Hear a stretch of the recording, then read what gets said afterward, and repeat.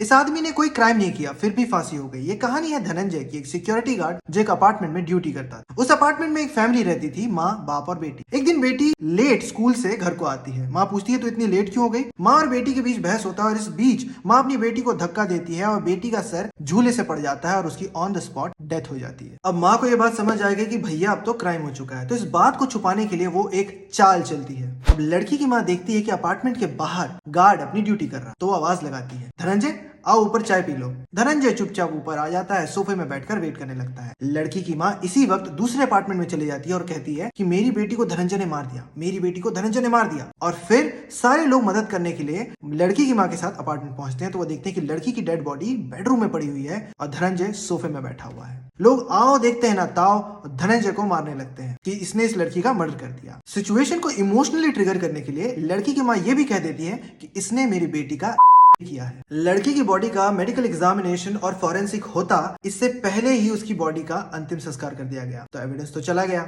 सिर्फ media trial और public के प्रेशर के कारण कोर्ट को धनंजय को कन्विक्ट करना पड़ा और उसे डेथ पेनल्टी ग्रांट हो गई। ये केस अपील होकर सुप्रीम कोर्ट तक गया और सुप्रीम कोर्ट ने भी डेथ पेनल्टी ग्रांट कर दी गई। धनंजय लास्ट तक बोलता रहा आमी निर्दोष, लेकिन किसी ने उसकी बात नहीं सुनी। ये कहानी मैं बनाकर नहीं बोल रहा दोस्त, इस पर एक मूवी भी बन चुकी है। ये मूवी बंगाली में है, लेकिन ये मूवी बहुत अच्छी है, आप सभी को देखना चाहिए और अगर आप लॉ स्टूडेंट है तो बिल्कुल